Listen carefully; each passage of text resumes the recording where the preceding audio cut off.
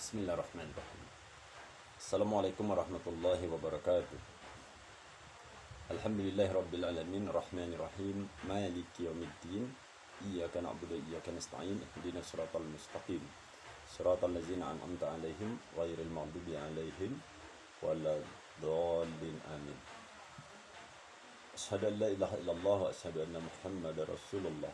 Allahumma shalli ala Muhammad wa ala ali Muhammad. Allahumma salli wa sallim wa barik alaihi. A'udzu billahi minasy syaithanir rajim. Bismillahirrahmanirrahim. Syahidallahu annahu la ilaha illa huwa wal malaikatu wa ulul ilmi qa'iman bil qist. La ilaha illa huwal azizul hakim. Inna salati wa nusuki wa mahyaya wa mamati lillahi rabbil alamin. Shadaqallahul azim. Amma ba'd.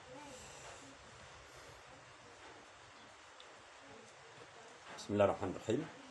Jadi alhamdulillah kita masih diberikan kesempatan oleh Allah Subhanahu wa taala. Nikmat hidup harus kita syukuri, nikmat sehat harus kita syukuri. Alhamdulillahirabbil alamin. Kesempatan kali ini dan waktu ini saya akan menjawab satu pertanyaan. Yang lain-lain yang belum saya jawab, mudah-mudahan saya masih diberikan Allah Subhanahu wa taala umur yang panjang, nikmat sehat, dan bisa menjawab pertanyaan-pertanyaan yang bertanya melalui WhatsApp, melalui Instagram, dan melalui Messenger. Mudah-mudahan kita digolongkan Allah Subhanahu wa taala menjadi orang-orang yang alim dan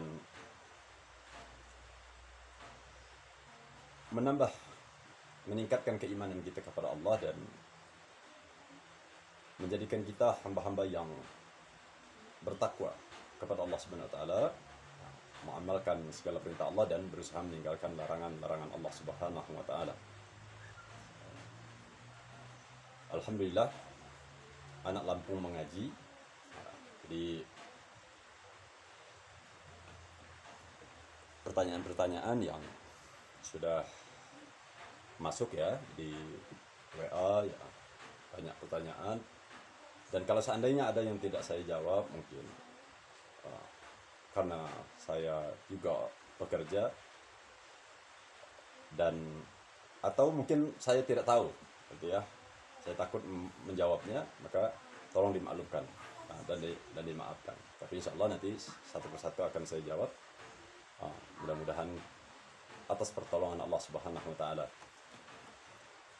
Pertanyaannya, Assalamualaikum warahmatullahi wabarakatuh. Ini saya singkat saja dan saya tidak akan sampaikan inisial, karena kalau bertanya kemudian menunjuk inisial sekeliru apapun ya tidak baik lah ya. Ustaz, bagaimana sikap seorang muslim dan apa yang harus kita lakukan ketika kita diundang untuk mendatangi satu kajian, itu yang kajiannya diskusi Islam dengan narasumbernya orang yang murtad kepada Allah Subhanahu wa taala. Bagaimana sikap kita selaku orang muslim dan apa yang harus kita lakukan ketika kita diundang atau menghadiri majelis-majelis yang narasumbernya atau pembicaranya adalah orang yang murtad.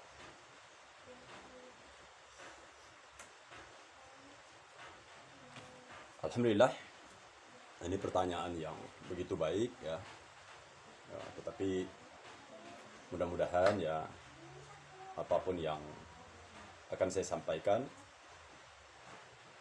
kita jangan sampai kemudian berbuat yang di luar koridor-koridor aturan-aturan dalam diskusi agama, gitu ya, dengan cara-cara yang baik saja, sesuai dengan manah-manahnya saja, gitu ya. Lalu sikap kita karena kita seorang yang pelajar, muta'aliman. Insyaallah karena ini pertanyaan ranahnya tauhid. Ya, maka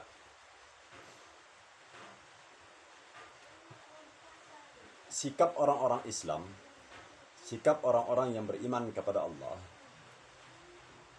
karena mencari ilmu itu wajib. Pembahasan-pembahasan agama itu juga satu kebaikan. Tetapi kita harus memahami dulu dengan siapa dan siapa narasumber yang akan kita dengar. Ya, karena kalau narasumbernya sudah seperti ini, orang yang murtad, itu sebaiknya tidak perlu didatangi. Dan tidak perlu pula kita datang ke majelis itu. Karena jelas secara logikanya itu orang yang tidak layak untuk kita dengar. Tidak layak untuk jadikan teman mendiskusikan agama. Apalagi di ranah tauhid. Ya.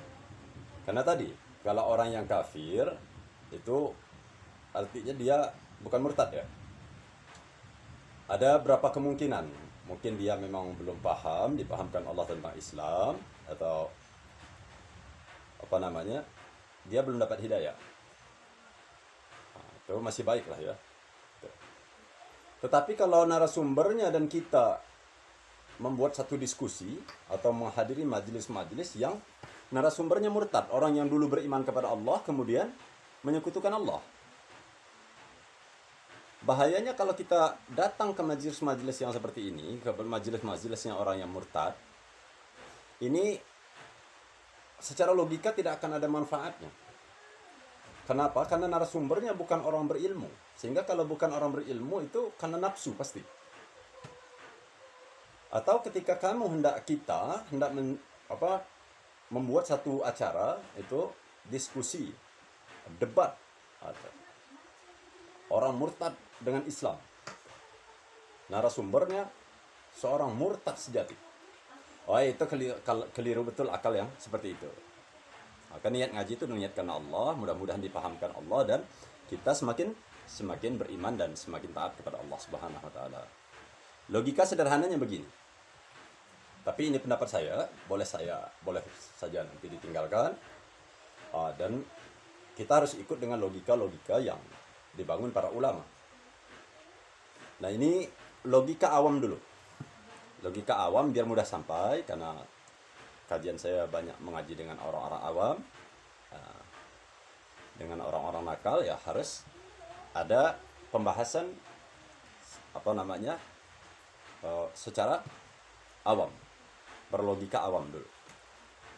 Logikanya bahwa tidak boleh diikuti dan menghadiri majelis-majelis seperti itu. Karena bahaya betul dalam urusan murtad ini.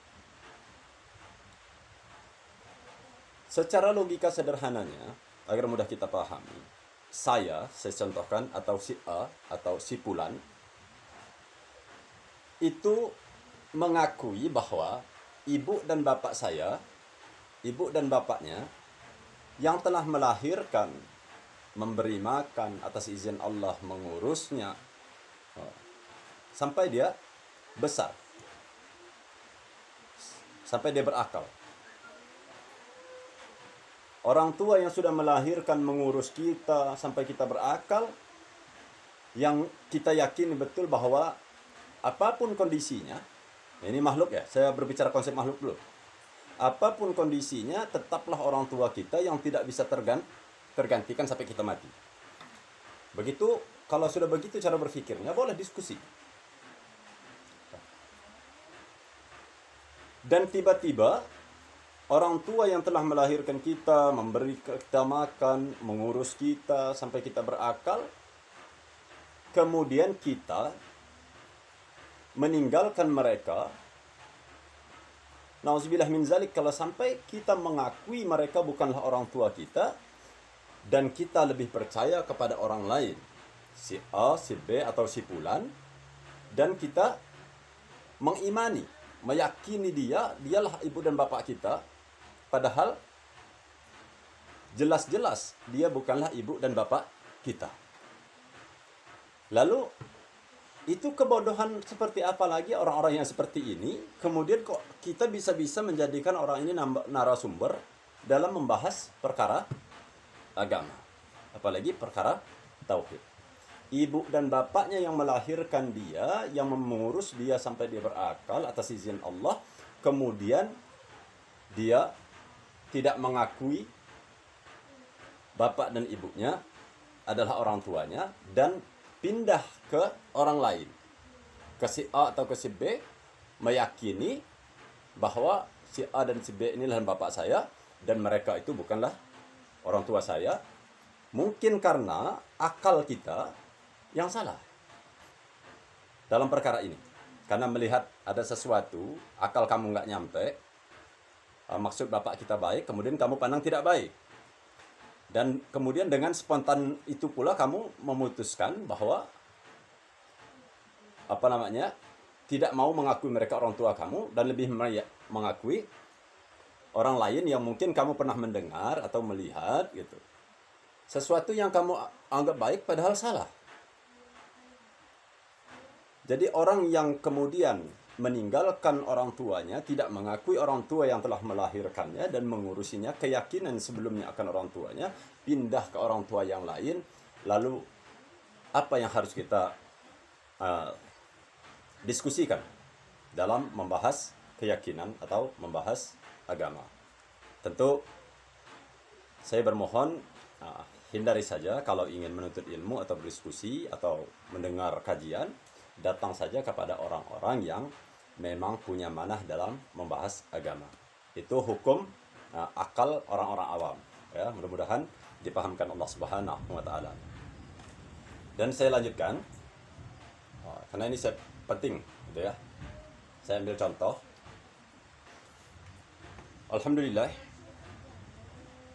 Jadi iman itu ada 6 ya. Rukun iman ada 6. Itu. Percaya kepada Allah. Kemudian setelah percaya kepada Allah, la ilaha illallah wa malaikatihi wa kutubihi wa rasulihi. Kemudian percaya kepada kitab-kitabnya Allah, percaya kepada rasulnya Allah bahwa mereka adalah manusia. Dalam kajian Aqidatul Awam kita mempelajari bahwa Nabi Muhammad, Nabi Isa dan nabi-nabi sebelumnya adalah manusia. Perangai mereka adalah manusia, makan, minum, punya istri, punya anak. Enggak usah yang tinggi-tinggi mengkaji iman. Gitu ya. Sehingga dia makhluk, bukan Tuhan. Kemudian kode dan qadar ketentuan Allah dan keyakinan kita akan hari akhir yang akan dibangkitkan oleh Allah Subhanahu wa taala. Orang yang murtad, orang yang dulunya Islam yakin kepada Allah, sudah tahu bahwa Tuhan Allah, Nabi Isa itu adalah nabi manusia utusan Allah, yang martabatnya Nabi Isa ruhullah, ruh yang dititipkan Allah langsung, tidak seperti kita harus jima dulu. Dari seorang ibu yang bernama Maryam. Jadi jelas dilahirkan itu batal secara akidah. Ya. Yang lebih celaka lagi karena ini pembahasnya orang murtad. Orang yang dulu betul yakin kepada Allah, mengimani Allah, pernah paham bahwa Tuhan adalah Allah dan selain Allah Subhanahu wa taala, nabi-nabi dan rasul-rasul itu adalah utusan Allah Subhanahu wa taala. Kemudian pindah murtad, malah mengakui, membenarkan dan menyampaikan sesuatu yang jelas-jelas keliru, sehingga manusianya jadi Tuhan dan Allahnya ditinggalkan. Orang-orang yang seperti ini, orang-orang yang betul-betul bodoh, orang yang betul-betul tidak punya logika dan tidak ada manfaat untuk kita dengarkan dari pembicaraannya. Ya, jadi tapi kita harus selalu berpikir positif saja. Ya sudah. Tapi karena kita ranahnya itu, ya lebih baik kita datang ke pengajian-pengajian atau diskusi-diskusi yang orang narasumbernya punya manah-manah, ya punya kompeten, punya ilmu dalam menyampaikan agama, diskusi, sehingga dampak positifnya kita akan merasakannya. Iman kita semakin baik, ketakwaan kita semakin baik. Atau kita hadirkan narasumbernya siapa? Zakir Naik gitu. Atau Abdul Somad, Ustadz Hadi Hidayat. Atau kalau bisa ulama kita yang hari ini yang kita kagumi, ya, mengagumi keilmuannya, saking alimnya, namanya Gus Baha. Mudah-mudahan beliau diberikan selalu kemudahan oleh Allah Subhanahu wa taala. Ya. Itu makom yang ulama besar. Kita doakan yang baik-baik. Itu akan lebih baik daripada kita buat acara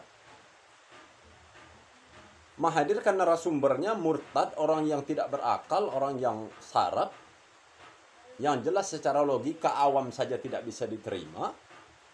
Apalagi kok ada orang Islam yang kemudian membuat diskusi-diskusi seperti ini. Atau jika kamu menonton itu, sudah tinggalkan saja, tonton yang lain saja, yang baik-baik saja, gitu ya. Tetapi mudah-mudahan kita semua dalam lindungan Allah, dan orang-orang yang belum dapat hidayah ditunjukkan jalan hidayah oleh Allah Subhanahu wa taala, dan saudara kita seandainya murtad, keluar dari keyakinannya, masuk ke keyakinan yang salah, mudah-mudahan mendapat hidayah dari Allah Subhanahu wa taala. Karena ini kajian tauhid, saya agak sedikit tegas dalam menyampaikannya.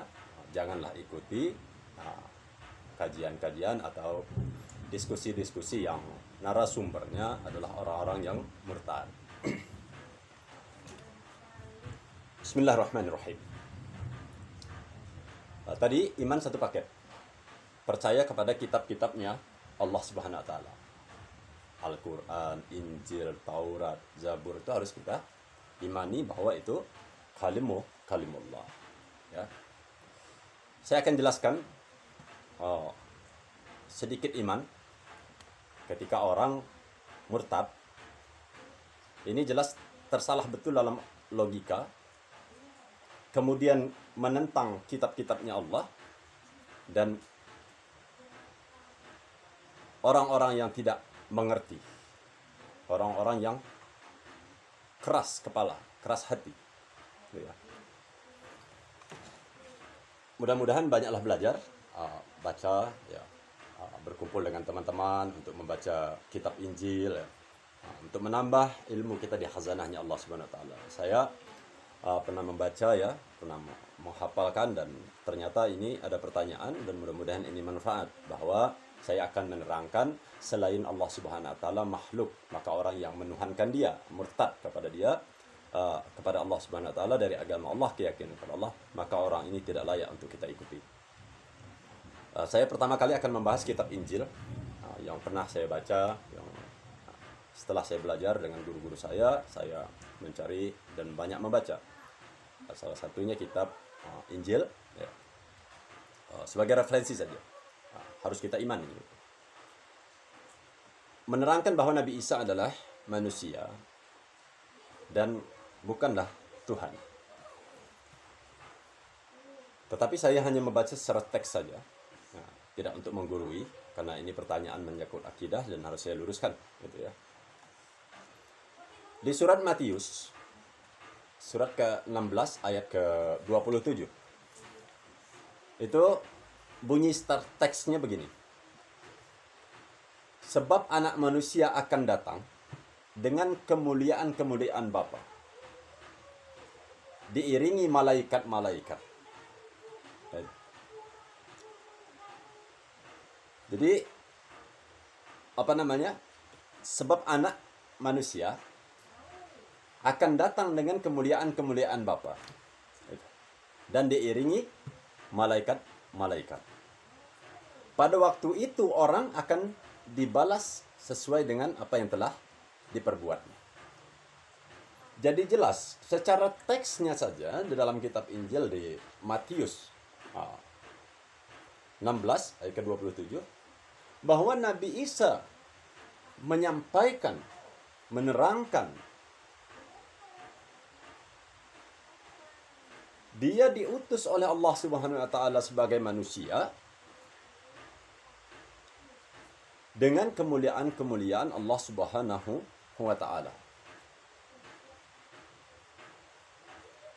Jadi Nabi Isa adalah nabi yang diutus oleh Allah Subhanahu wa taala, dan kita orang Islam pun meyakini betul bahwa Nabi Isa adalah utusan Allah yang tugasnya menyampaikan wahyu kerasulan untuk mengajak orang beribadah kepada Allah. Lalu kita yang sudah mempelajari itu meyakini Nabi Isa itu Tuhan yang diutus oleh Allah, manusia yang dilahirkan, yang diberikan martabat oleh Allah Subhanahu wa taala, ruhullah, ruh yang ditiupkan Allah langsung. Kok bisa-bisa dengan akal kita yang syarat, akal kita yang keliru, ketidakpahaman kita, kebodohan kita, atau yang lain-lain, mengimani Nabi Isa sebagai Tuhan. Oh, ini orang sudah tahu kok jadi begitu. Dan dalam kitab Injil, itu di Yohanes, ya, surat ke-12 di ayat ke 27 dan 17, kemudian ayat ketiga dan surat ke-13 ayat ke-13 itu menerangkan semua bahwa Nabi Isa pun di dalam kitab-kitab sebelumnya adalah manusia yang diutus oleh Allah Subhanahu wa taala. Jadi mudah-mudahan dengan memahami ini kita akan menjaga iman kita dan meningkatkan iman kita kepada Allah Subhanahu wa taala. Nabi Isa, Nabi Muhammad SAW adalah utusan Allah Subhanahu wa taala dan nabi-nabi sebelumnya. Jadi tidak boleh kita yakini sebagai Tuhan dan tidak boleh kita beribadah kepada mereka, gitu ya. Jadi ya, harus kita ikuti saja sebagai utusan jalan keselamatan agar kita kembali kepada Allah Subhanahu wa taala. Jadi itu yang saya pernah membaca, pernah belajar bahwa di dalam Injil pun benar, di Matius surat ke-16 ayat ke-27 salah satunya bahwa dia adalah anak manusia yang diutus oleh Allah dengan kemuliaan-kemuliaan, ya, atas perintah Allah untuk mengajak orang beribadah kepada Allah. Jadi bukan malah menyekutukan Allah. Jadi, ya. Kemudian di dalam Al-Quran, Bismillahirrahmanirrahim, biar kita paham bahwa selain Allah Subhanahu wa taala adalah makhluk dan yang pada ranah keimanan kita adalah nabi, maka pasti bukanlah Tuhan, adalah utusan Allah Subhanahu wa taala. Biar fair, kajian orang awamnya saya jelaskan secara logika orang awam, kemudian di dalam Injil yang pernah saya baca, yang saya hafalkan pun sudah saya sampaikan, mudah-mudahan ini manfaat. Dan firman Allahnya akan saya sampaikan bahwa menerangkan yang Tuhan hanya Allah Subhanahu wa taala. Bismillahirrahmanirrahim, dalam surat Al-Anbiya, ini surah ke-21 ayat 25. Wa ma arsalna min qablika min rasulin illa nuhi ilaihi annahu la ilaha illa ana fa'budun. Jadi, dan kami tidak mengutus seorang rasul, dan kami tidak mengutus seorang rasul pun sebelum engkau Muhammad, melainkan kami mewahyukan kepadanya bahwa tiada ilah, tiada Tuhan yang layak diibadahi, disembah, diyakini, diimani selain aku, kata Allah. Maka sembahlah aku. Maka orang yang dulu menyembah Allah, yakin kepada Allah, kemudian malah menyembah, murtad, menyembah nabi-nabinya Allah, meyakini nabinya Allah, lalu itu tidaklah pas manahnya kalau dijadikan narasumber untuk mendiskusikan agama. Dan ini yang terakhir, mudah-mudahan kita semakin dituntun oleh Allah, semakin di dalam rahmat Allah dan dalam ridha Allah, dan mudah-mudahan keimanan kita semakin baik dan kita digolongkan Allah Subhanahu wa taala menjadi orang-orang yang bertakwa kepada Allah Subhanahu wa taala. Ini dalam surah Al-Mu'minun. Alhamdulillah banyak lama hafal gitu ya. Mudah-mudahan dengan harus yakin betul dengan banyak menghafal Al-Quran, kita menjadi orang-orang yang mudah-mudahan sudah pada manahnya. menjadikan Al-Quran sebagai petunjuk. Bismillahirrahmanirrahim. Wa man yad'u ma'allahi ilahan akhara la burhana lahu fa innama hisabuhu inda rabbih innahu la yuflihul kafirun. Jadi, dan barang siapa menyembah Tuhan selain Allah atau murtad, itu bahaya betul. Padahal tidak ada suatu bukti apapun baginya tentang itu. Berarti dia nggak punya bukti kok kita ikuti. Jelas orang yang keliru kok kita jadikan narasumber. Maka perhitungan hanya pada sisi Allah, hanya di sisi Allah, kepada Tuhan. Sesungguhnya orang-orang kafir itu tidaklah akan beruntung. Surat Al-Mu'minun ayat 117. Maka alhamdulillah untuk menjaga keimanan kita, ketaatan kita kepada Allah ketika ingin membentuk kajian, membuat kajian atau satu diskusi, atau kita ingin berangkat menuju ke satu acara diskusi tentang membahas keimanan, ketauhidan atau yang lain-lain, perkara agama, narasumbernya harus orang-orang yang berilmu, yang dimanahkan Allah SWT, orang-orang yang berilmu, ya. Nah, karena bahayanya kalau bukan orang-orang berilmu, ini nanti majelis yang nafsu, kami nafsi, ya. Sehingga justru bukan menjadi manfaat, tetapi menjadikan orang makin mudarat. Jadi mudah-mudahan hanya ini yang bisa saya sampaikan. Ingatlah, ya. A'udzubillahi minasyaitonirrajim. Bismillahirrahmanirrahim. Innallaha la yaghfiru ay yushraka bihi wa yaghfiru ma duna dzalika liman yasha. Dosa satu-satunya yang tidak bisa diampunkan Allah adalah menyekutukan Allah Subhanahu wa taala. Mudah-mudahan kita yang sudah mengimani Allah, banyaklah belajar, iman kita ditetapkan oleh Allah, sampai kita kembali kepada Allah, digolongkan orang yang beriman dan taat kepada Allah.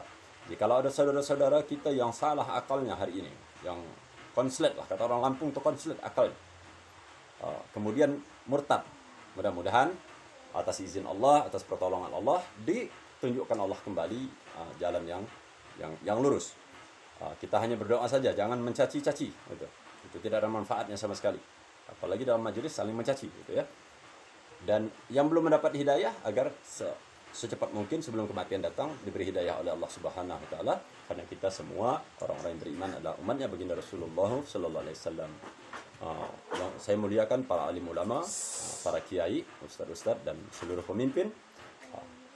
Jikalau ada yang salah dan penanya khususnya dalam penyampaian tanya jawab saya ini, saya mohon dimaafkan dan tolong kami diluruskan, karena posisi kami sama-sama muta'aliman, pembelajar, hanya mengamalkan perintah Allah dan Rasulullah. Itulah tujuannya mengaji tauhid, fikih dan tasawuf, iman, Islam, ihsan, ya. Jikalau ada benarnya tentu datang dari Allah, tentu kelirunya datang dari diri saya pribadi, karena saya adalah hamba Allah Subhanahu wa taala yang pasti tidak akan pernah lepas dari kekeliruan dan kekhilafan serta kesalahan, gitu ya. Karena ayatnya ya begitu, innal jinnati wan nas. Tentu kalau kita tidak berbuat salah lagi, harusnya kan ayatnya, tapi bukan untuk banding-banding. Maka kalau bicara itu yang kita pikirkan dulu, harusnya pasangannya malaikat, gitu ya. Jadi kalau orang berbuat salah itu justru harus kita doakan, dan setidaknya kamu menyumbang pemikiran yang baik agar merubah akalnya yang salah, gitu ya. Jadi mudah-mudahan apa yang saya sampaikan ini dan yang penanya dimuliakan Allah Subhanahu wa taala. Mudah-mudahan kita semua digolongkan Allah Subhanahu wa taala menjadi orang-orang yang beriman kepada Allah dan kembali kepada Allah Subhanahu wa taala, orang-orang yang mendapat ampunan Allah Subhanahu wa taala. Allahumma shalli ala Muhammad wa ala ali Muhammad. Allahumma shalli wa sallim wa barik alaihi. Jikalau kalian paham, itu berarti saya menyampaikannya bukan karena kealiman, bukan, tapi nasib kita saja lagi baik, lagi paham, gitu ya, dipahamkan Allah Subhanahu wa taala. Assalamualaikum warahmatullahi wabarakatuh. Mudah-mudahan ayo kita selalu mengaji, gitu ya. Mudah-mudahan kita semua dalam ridha Allah Subhanahu wa taala. Alhamdulillah rabbil alamin. Wassalamualaikum warahmatullahi wabarakatuh.